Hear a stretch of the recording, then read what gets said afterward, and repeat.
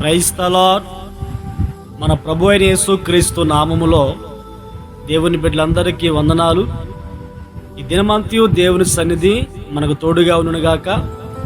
ప్రియ దేవుని బిడ్డలారా, గడిచిన 11 మాసాలు దేవుడు మనల్ని తండ్రి వలె తల్లి వలె కాపాడుతూ ప్రయాణ మార్గాల్లో తోడే ఉండి క్షేమాన్ని కలిగించి ఉన్నారు. ఈ డిసెంబర్, ఈ సంవత్సరంలో చివరి మాసము, ఈ మొదటి దినాన ఆయన మాటలు ధ్యానించుకోవడానికి ప్రభు కృప చూపి ఉన్నారు. ఈ మొదటి దినములోనికి ప్రవేశించుటకును ఆయన మాటలు ధ్యానించుటకును ప్రభు మనకు సహాయం చేసి ఉన్నారు. అందుకు దేవునికి మహిమ కలుగునుగాక. ఈ దినపు యేసయ్య జీవపు మాట యెషయా గ్రంథం 19వ అధ్యాయము 20వ వాక్యాన్ని చదువుకుందాము. బాధకులను గూర్చి వారు యెహోవాకు మొర్రపెట్టగా ఆయన వారి నిమిత్తం శూరుడైన ఒక రక్షకుని పంపును, అతడు వారిని విమోచించును. ప్రియ దేవుని బిడ్డలారా, బాధకులైన వారు కొంతమంది ఉన్నారు. వారిని గూర్చి దేవుని యొద్ద మరి కొంతమంది ప్రార్థన చేయగా దేవుడు శూరుడైన రక్షకుణ్ణి పంపి ఆ రక్షకుని ద్వారా బాధపడే వారిని విమోచించును, విడిపించును అని ఈ లేఖనాన్ని మనం చదువుకొని ఉన్నాము.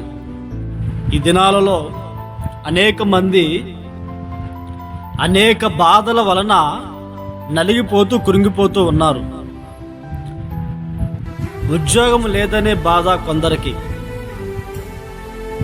వివాహము కాలేదనే బాధ కొందరికి, సంతానము కలగలేదనే బాధ కొందరికి, పొలంలో వేసిన ఆ పంట చేతికి రాలేదనే బాధ మరి కొందరికి, కాలలో కొందరికి బాధలు. ప్రియ దేవుని బిడ్డలారా, ఈ బాధల మధ్యలో అనేక మంది నలిగిపోతూ ఉన్నారు.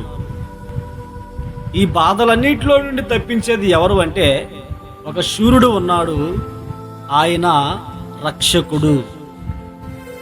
ఆ రక్షకుడు ఏం చేస్తారంటే ఆ బాధల నుంచి వారిని విమోచిస్తారు. ఇవి భౌతికమైన బాధలైతే, ఒక వ్యక్తి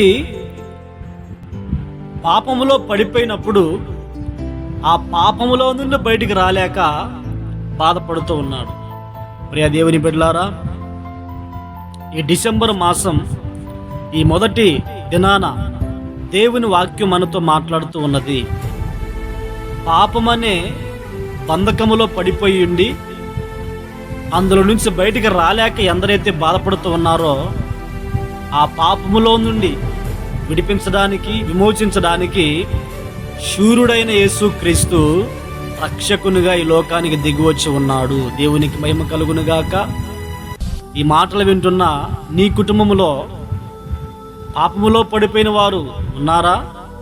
యవనస్తులు కావచ్చు, పెద్దవారు కావచ్చు, వారెవరైనా కానీ పాపములో పడిపోయి ఆ పాపములో నుండి బయటికి రాలేక బాధపడుతూ ఉన్నారా? నీవు నీ కుటుంబంలో ఎవరైతే రక్షణ పొందాలని, ఆ పాపములో నుండి విడుదల కలగాలని కోరుకుంటున్నావో వారి నిమిత్తం నువ్వు ప్రార్థన చేయి.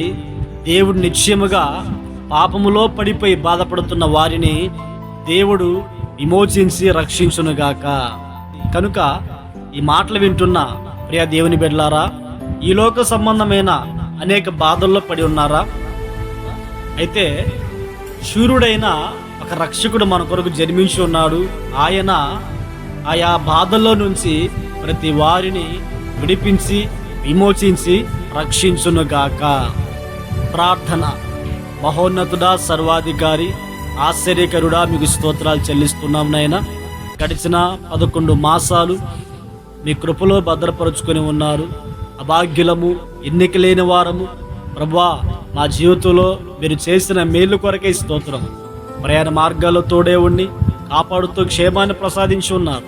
ఈ సంవత్సరాంతం చివరి మాసం ఈ మొదటి దినాన మీరు మాకు అనుగ్రహించి ఉన్నారు. ఈ దినమందు నీ మాట ప్రభా, మీరు చేసిన వాగ్దానమునైనా ఈ పూట ధ్యానించుకోవడానికి మీరు సహాయం చేసి ఉన్నారు. అందుకే స్తోత్రం.